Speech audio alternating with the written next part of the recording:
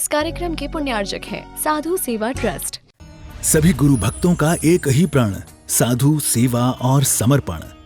इसी भाव एवं भावना के साथ कार्य कर रहा है साधु सेवा ट्रस्ट। हम जानते हैं हमारे गुरुओं ने हमें इतना सब कुछ दिया, परंतु हमने अपने गुरुओं के लिए क्या किया, ये सवाल जरूर उठता है। देश के कई ऐसे प्रांत हैं जहां पर दिगंबर मुनियों को विहार करने में बहुत कठिनाई आती है। चौके वाले न मिलने पर विहार के दौरान आहार की व्यवस्था भी नहीं बन पाती।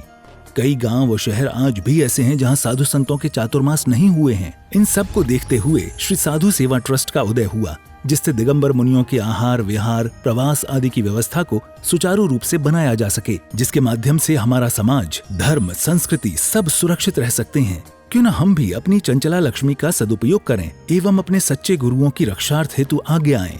योजना: परम संरक्षक 1,11,111 रुपए, वरिष्ठ संरक्षक 51,151 रुपए, संरक्षक 31,131 रुपए, आजीवन सदस्य 21,121 रुपए, सदस्य 11,111 रुपए। खाता विवरण: account name VVSP Sadhu Seva trust, bank name HDFC bank limited, account number 50200073358170, IFSC code HDFC 0001273, trust PAN card AADTV 8567E, mail ID vvspsadhusevatrust@gmail.com।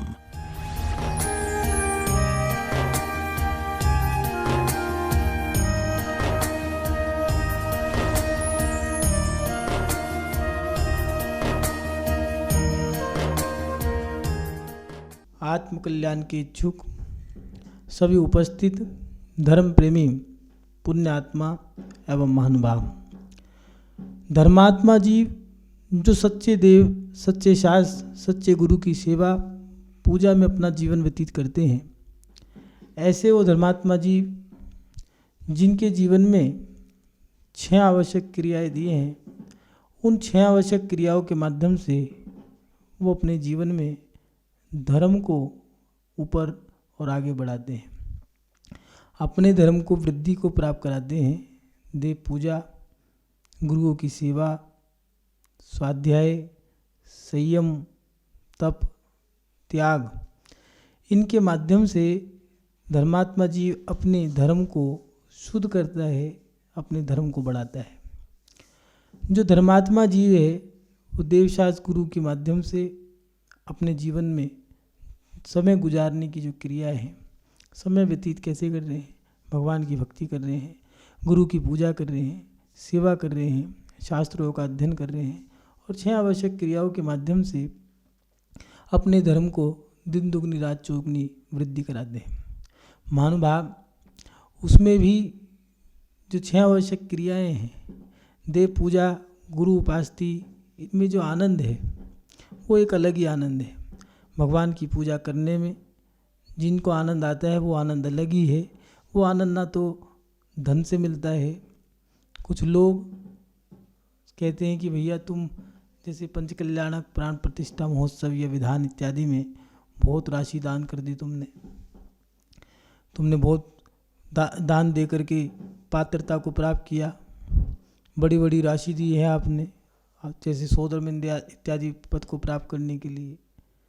लेकिन जो धर्मात्मा है वो सही मायने में वो तो ये चाहता है कि मेरा तन जाए, मन जाए, चाहे धन जाए, लेकिन मेरा धर्म पल जाए। उसके लिए धन का महत्व नहीं है, तन का महत्व नहीं है, उसके लिए तो महत्व उसके धर्म का है।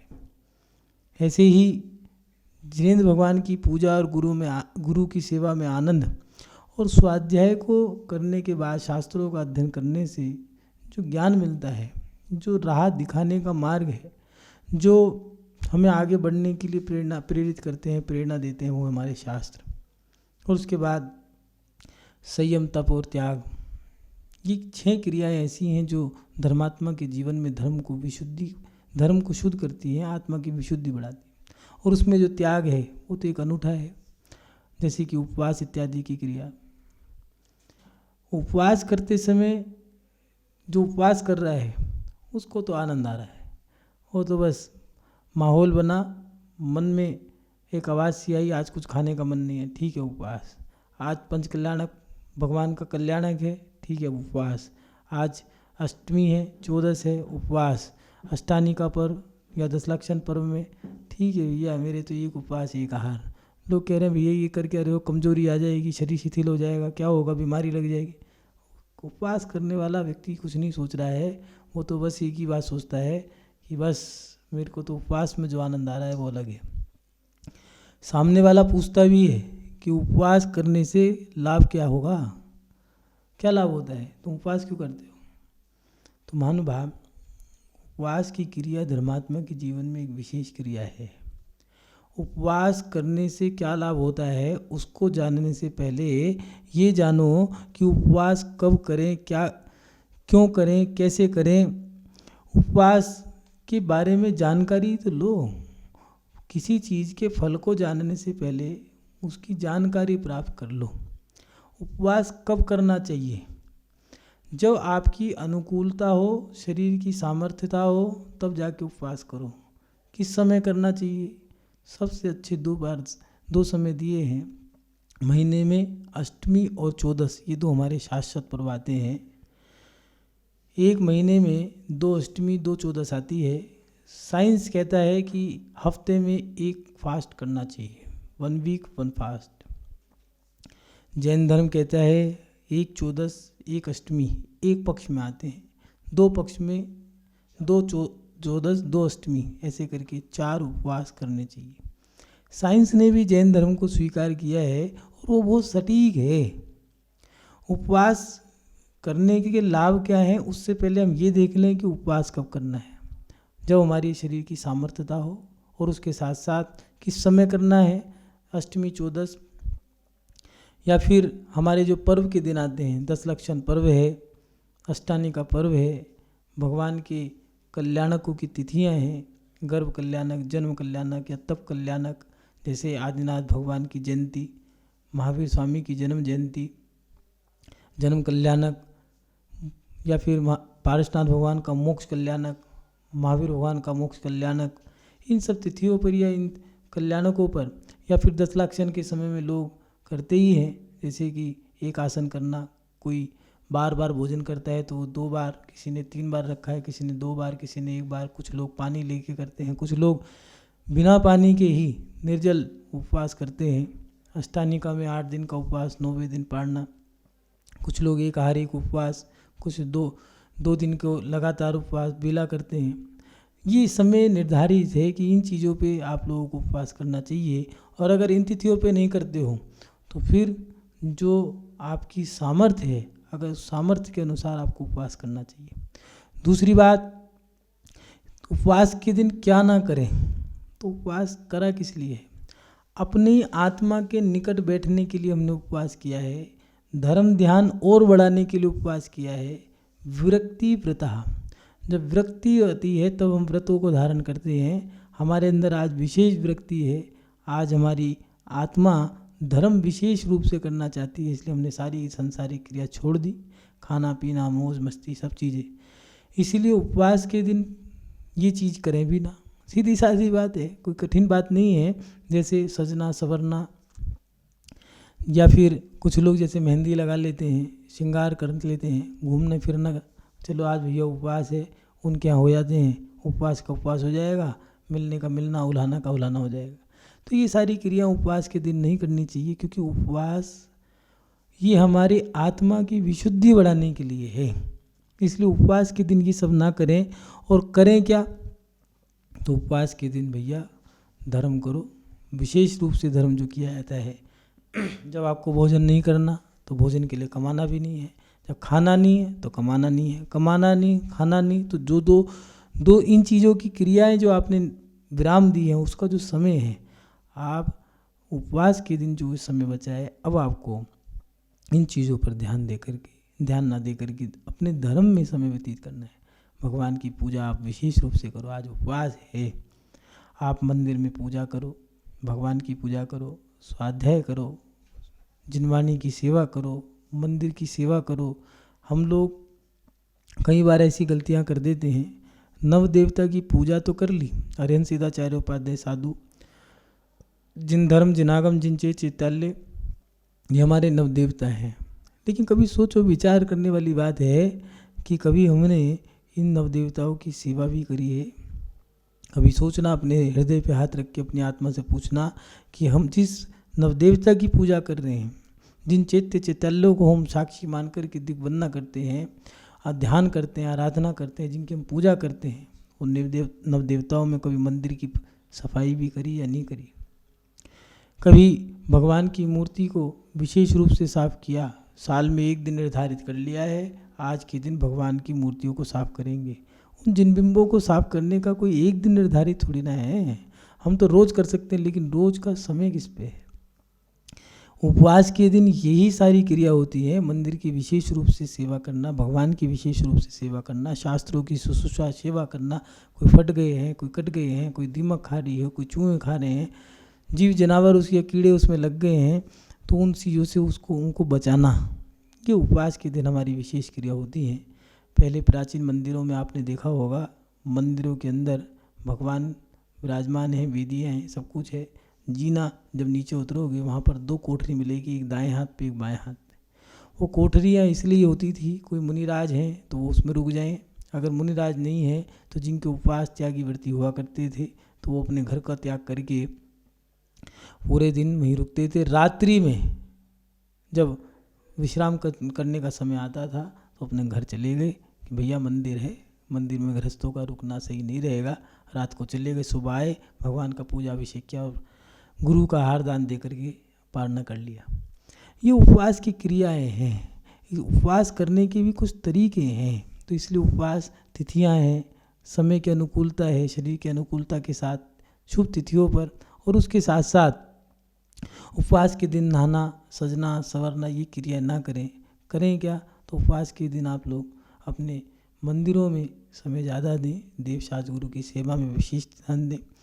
और इन सब चीज़ों का ध्यान रखते हुए जब आप उपवास करते हो तो उपवास का लाभ बहुत प्राप्त होता है। अब सवाल ये खड़ा होता है कि उपवास करने से लाभ क्या होता है? तो महानुभाव, पहली बात ये दी है, उपवास करने से हमारे कर्मों की निर्जरा होती है। जैसे उपवास के दिन हमारा आरम सारम इत्यादि का होने का कारण कम रहता है, और जब ये हम आरम सारम ही नहीं करते तो हमारे कर्मों की निर्जरा भी होती है। ना घूमना, ना फिरना, ना हलन चलन की क्रिया नहीं है, न मन वचन की क्रिया भी हम कम कर रहे हैं। ध्यान कर रहे हैं, माला कर रहे हैं, स्वाध्याय कर रहे हैं, पाठ कर रहे हैं, जाप कर रहे हैं, अध्ययन कर रहे हैं, सेवा कर रहे हैं, पूजा भक्ति कर रहे हैं। ये सारी क्रिया, इन क्रियाओं से हमारा आराम साराम कम होता है, और हम जितनी क्रिया कम करते हैं उतने कर्म भी कम आएंगे। कर्मों के आने को ही आस रुका है। और जीव अजीव आसव बंध संवर निजरा मोह की 7 तत्व जो दिए हैं, जब हम कुछ क्रिया करते हैं तो कर्म आते हैं, और वो कर्म हमारी आत्मा में एक में खो जाते हैं। उन कर्मों को रोकने के लिए आप लोग 12 भावना में पढ़ते होंगे, संवर सहित करो तप प्राणी, मिले मुक्ति रानी, इस दुल्हन की यही सहेली, जाने सब ज्ञानी। संवर, सम्यक के साथ जब आप संवर के साथ तप करोगे तो उसको संवर के साथ किए गए तप से आपको निर्जरा होती है महानुभाव। इसीलिए उपवास के करने से हमारे कर्मों की निर्जरा होती है। दूसरी बात, उपवास करने से क्या लाभ होता है? तो हमारी कषाय और इंद्रियां शिथिल होती हैं। जो हमारी कषाय हैं और जो हमारी इंद्रियां हैं, ये बेकाबू हो जाती हैं कभी कभार। इसको जितना जितना दोगे, ये आचार्य भगवंतु ने कहा है, मन उस श्वान की तरह है, जिसे कितना भी खिला लो, श्वान माने कुत्ता, कुत्ते को कितना भी अच्छे से अच्छे खिला लो, लेकिन आखिरी में नाली में जा कर के मुँह मारेगा। ऐसी ये इंद्रियां और कषाय हैं, जितना जितना हम इनकी पूर्ति करते हैं, ये कषाय और ये इंद्रियां हमारे को उतना ही दुखी करती हैं। इसलिए उपवास करने से हमारी इंद्रियां शिथिल होती हैं। माने कैसे? भोजन ना करने से हमारी शारीरिक शक्ति कम हो जाती है, जिस कारण से हमारी इंद्रियां जो बेकाबू हैं वो हमारे बस में हो जाती हैं। जब व्यक्ति भोजन नहीं करेगा तो गुस्सा भी नहीं आएगा। गुस्सा करेगा कैसे? जब शरीर शिथिल हो गया है। कम खाने से शरीर शिथिल नहीं होता है। उपवास करने से शरीर की शिथिलता ज़्यादा बढ़ती है, शरीर कमज़ोर हो गया है। जब कमज़ोर हो जाएगा तो गुस्सा भी नहीं कर पाएगा। एक उपवास में नहीं पता लगा, 2 करो, बेला करो एक साथ, 2 उपवास एक साथ करे हैं। अब भैया कोई कह रहा है इसे डांट दो, भैया मेरे में सामर्थ्य नहीं, शांति से बैठ जाओ, कुछ खाऊंगा तब जाकर कुछ सामर्थ्य आएगी। इसलिए क्रोध करने के लिए भी शक्ति चाहिए। कमज़ोर व्यक्ति गुस्सा भी नहीं कर पाता है, करे कैसे, सामर्थ्य है ही नहीं। इसलिए उपवास करने से हमारी कषाएँ जो हैं वो शिथिल हो जाती हैं, चाहे वो क्रोध हो, चाहे अहंकार हो, चाहे मायाचारी हो, चाहे लोभ हो। इसके साथ साथ हमारी इंद्रियां, हलन चलन की क्रिया कम हो जाती हैं। जो उपवास है तो हमने रसना इंद्रिय पे काबू कर लिया है, मुंह बंद हो गया।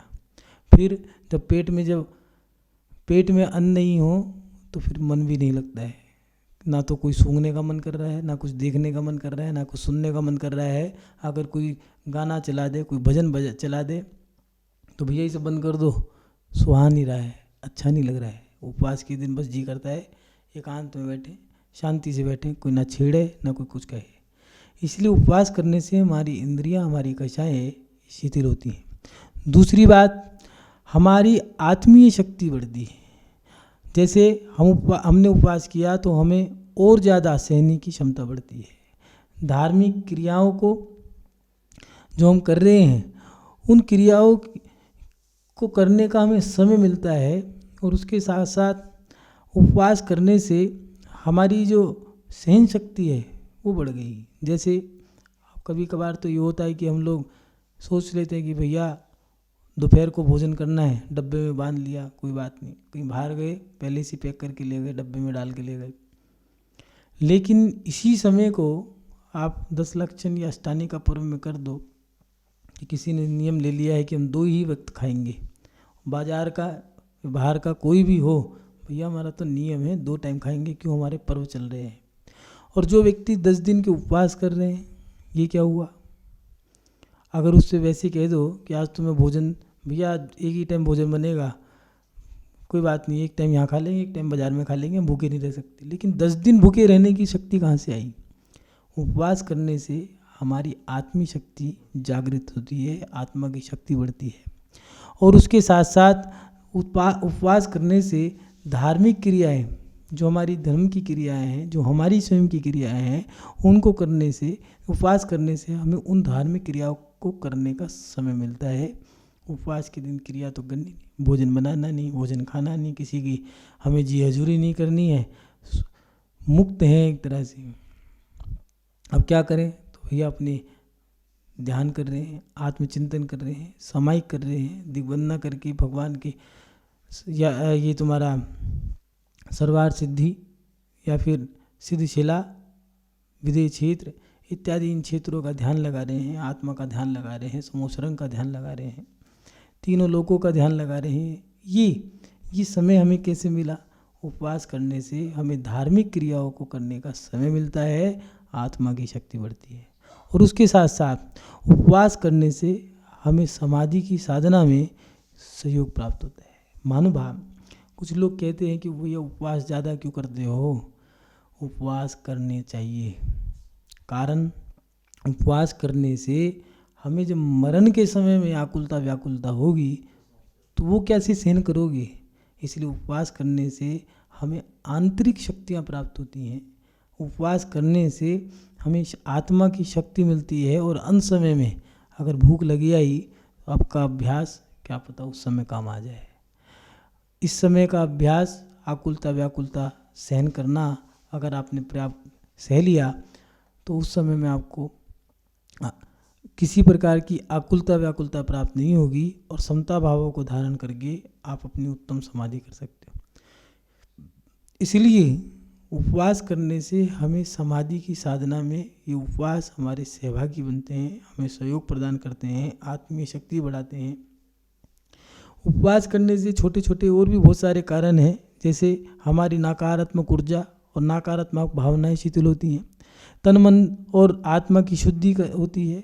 उसके साथ साथ हमें साधना में हमारा मन लगता है, जिसके साथ साथ हमारा शरीर संतुलित बना रहता है, पाचन क्रिया स्वस्थ रहती है, शरीर का मेंटेन रहता है, बॉडी मेंटेन रहती है हमारी। उपवास, साइंस भी कहता है कि महीने में 4 उपवास करने चाहिए, नहीं तो 3, नहीं तो 15 दिन में 1 बार 1 उपवास कर लो, महीने में 2 तो करने ही चाहिए। और अगर इतना भी ना कर सको तो एक उपवास तो करना ही चाहिए। उपवास करने के बाद कभी आप प्रैक्टिकल करना, जब आप कोई व्यक्ति उपवास करता है, उपवास करने के बाद गर्म पानी का सेवन करा तो गर्म पानी का, या फिर ये कहो कि पारना करने के बाद पेट एकदम साफ हो जाता है, मल निकलता है, वो मल काले रंग का निकलता है। जब डॉक्टरों से बात हुई तो वो कहते हैं कि महाराज जी दिगंबर साधु जो हैं उनको कभी ऑपरेशन करवाने की ज़रूरत नहीं पड़ती। कोई पथरी वगैरह इत्यादि कोई बात हो गई तो बात अलग है, बाकी जो ब्लॉकेज हैं, नसों की ब्लॉकेज हो जाना, जैसे बाईपास सर्जरी है इत्यादि, वो कहते हैं उनको ऑपरेशन की ज़रूरत नहीं पड़ती। क्यों? कहते हैं कि जो उपवास करते हैं दिगंबर साधु या जैन धर्म के धर्मात्मा लोग, या फिर सच्चे देव शास्त्रु को मानने वाले वो सच्चे धर्मात्मा जो उपवास करते हैं, उपवास के बाद जब पारना करते हैं तो जैन धर्म में गर्म पानी का सेवन दिया है, सब चीज़ प्राशुक दी है, शुद्ध दी है। उसके पारना करने के बाद कुछ समय बाद मल निकलता है, वो जो काला मल निकला है, कहते हैं ऑपरेशन करने के बाद वो हम काला मल ऑपरेशन करके निकालते हैं, जो मात्र उपवास करने से निकल जाता है। महानुभाव, उपवास हमारे जीवन की एक बहुत बड़ी साधना है। उपवासम इति वासा उपवासा, अपनी आत्मा के निकट रहने के लिए उपवास करते हैं। कई बार सवाल खड़े हो जाते हैं, मन में आता है कि उपवास करने से क्या लाभ होता है। उपवास करने से हमारे अंतरंग में बहुत सारी चीज़ों की उपलब्धियाँ होती हैं। आत्मा की शक्ति बढ़ती हैं, इंद्रियां हमारी बस में हो जाती हैं, कषाएँ हमारी मंद हो जाती हैं, शिथिलता हमारी खत्म हो जाती है, जागरूकता हमारी बढ़ जाती है, आध्यात्मिकता बढ़ जाती है। उसके साथ साथ उपवास करने से हमारी जो नकारात्मकताएं हैं वो सब खत्म हो जाती हैं कि भैया हम तो कर ही नहीं सकते, कैसे नहीं कर सकते, हम तो भूखे रह ही नहीं सकते, हम तो सहन ही नहीं कर सकते, भूख सहन ही नहीं होती है। भैया उपवास करो, उपवास करने से एक बार करके तो देखो। पूज्य गुरुदेव कहा करते हैं, छोटे छोटे नियम एक दिन बहुत बड़े हो जाते हैं, घुटनों के बल चलते चलते पैर खड़े हो जाते हैं। जैसे एक छोटा बच्चा छोटे छोटे कदम रखता है, घुटनों के बल गिरेगा चढ़ेगा, गिरेगा चढ़ेगा, और एक दिन ऐसा होता है वो खड़ा हो जाता है। ऐसे ही धर्मात्मा के जीवन में कुछ लोग उपवास नहीं कर पाते, कहते हैं हमारी गैस बनती है, गैस बनती है। ठीक है भैया, आप उपवास मत करो। कितनी बार खाते हो? 2 बार, 4 बार, 10 बार। पहले उसको 4 बार खाते हो तो 3 बार करो, 3 का 2 बार करो, फिर एक आसन करो, अच्छे से पानी पियो। कुछ लोग उपवास की भी हद कर देते हैं, जितनी सामर्थ्य हो, शक्ति हो, उतना उपवास करें। महानुभाव, उपवास एक साधना है, खेल नहीं है। उपवास से कभी कभार साधना करने से अहंकार की पुष्टि भी हो जाती है। भैया हमने तो इतने उपवास कर लिए हैं, हम तो इतनी पूजा करते हैं, इतना दान करते हैं, इतनी भक्ति करते हैं, इतनी यात्रा करते हैं। तो ये धर्म ध्यान कभी कभार हमारे अहंकार का भी कारण बन जाता है। इसीलिए उपवास स्वयं के लिए करो, विशुद्धि बढ़ाने के लिए करो। कुछ लोग उपवास होड़ में भी कर लेते हैं, जैसे आपके महिला पक्ष में कभी माता बहनों में हो जाता है कि आप कौन से उपवास कर रहे हो, हमारे तो 64 रिद्धि के कर, आप कौन से कर रहे हो, हम तो नमोकार। अरे मेरे नमोकार के तो हो गए, अच्छा फिर जल्दी जल्दी करके ठीक है, मुझे भी 64 रिद्धि के करने हैं। क्यों? क्योंकि तुम्हारे उनके हो गए, मुझे जब दोबारा वो पूछेंगे आपके कौन से, मेरे भी चल रहे हैं 64 रिद्धि। या किसी ने पूछा आप कौन से कर रहे हो, हमारे तो कर्म ध्यान के कितने 154 उपवास है उसके। तो अच्छा मैंने तो 35 ही हैं, ठीक है अब दिन रात कर रहे हैं। लेकिन शरीर से ज़्यादा करने से, ज़्यादा उपवास करने से भी शरीर में नुकसान भी हो सकता है। एक संतुलन है हमारे जीवन का, जैसे ज़्यादा उपवास भी नहीं करना और कम भी नहीं करना। अगर कम करते हो तो शरीर का संतुलन बिगड़ जाएगा, ज़्यादा खाने से शरीर में चिकनाई बढ़ जाएगी, आपका जो फैट है वो भी बढ़ सकता है, कोलेस्ट्रॉल है वो बढ़ सकता है, चिकनाई बढ़ सकती है। इसलिए शरीर को स्वस्थ रखने के लिए उपवास दिया है, और उस उपवास में भी महीने के 4 उपवास करो। अगर ज़्यादा कर रहे हो तो सामर्थ्य, किसी किसी की सामर्थ्य ये कि 10-20 भी कर सकते हैं, किसी की सामर्थ्य ये कि 2 भी नहीं कर सकते, अपनी सामर्थ्य के अनुसार करें। महानुभाव, जब एक छोटे से त्याग के कारण 2 उदाहरण आते हैं, एक खदिर सागर भील और एक पुरुरवा भील। कौए के मांस का त्याग कराया था मुनि महाराज ने, वो जान गए थे कि ये भव्य आत्मा है। कौए का त्याग का मांस कराया था। सब वैद्यों ने जब उनको बीमारी लग गई तो वैद्यों ने कहा कि आपको तो कौए के मांस में मिलाकर के ये दवाई लेनी है तो आपकी बीमारी दूर हो जाएगी। किसी ने बताया कि आपको अगर आप कौए का त्याग का मांस कर देते हो तो आपको देवगति प्राप्त होगी, अगर तोड़ दोगे तो आप दुर्गति में जाओगे। अच्छा, एक कौए के मांस का त्याग करके मैं देव बन जाऊंगा? ठीक है, चारों प्रकार का जो भोजन होता है, खाद्य, स्वाद्य, लेह, पेय, उसी समय चारों प्रकार के अन्न का त्याग करके, चारों प्रकार के भोजन का त्याग करके उपवास धारण करके समतापूर्वक मरण करा और वही खदिर सागर भील और पूर्वा भील एक महावीर स्वामी बने और एक खदिर सागर भील यही राजा सैनिक बने जो आने वाले भव से पद्मनाभ तीर्थंकरों के मोक्ष जाएंगे। महानुभाव, ये है हमारे जीवन में उपवास करने का फल। समता, उपवास करने से हमारे अंतरंग में समता आती है। और अगर उपवास करके संक्लिष्टता आ रही है तो याद रखना हमने सही ढंग से उपवास अभी किया ही नहीं है। अगर सही ढंग से उपवास कर लेते तो हमारे उपवास करने से हमारे कर्मों की निर्जरा होती, संक्लिष्टता घटती, समता आती और हमारी आत्मिक शक्ति बढ़ती, इंद्रियां शिथिल होती, कषाय शिथिल होती।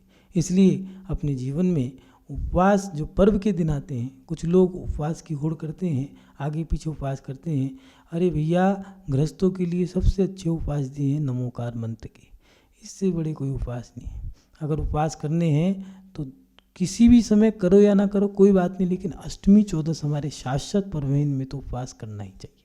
और महानुभाव, उपवास जब करो, कुछ सावधानियाँ दी, कुछ विशेष बातें हैं उपवास के लिए कि अपने जीवन में चारों प्रकार के भोजन को त्याग करने को उपवास कहते हैं। कुछ लोग आज के समय में पानी पी लिया, दूध पी लिया या फिर बादाम खा लिए, बादाम ठंडाई पी ली है, उसको पीने के बाद भी कहते हैं हमारा तो उपवास है।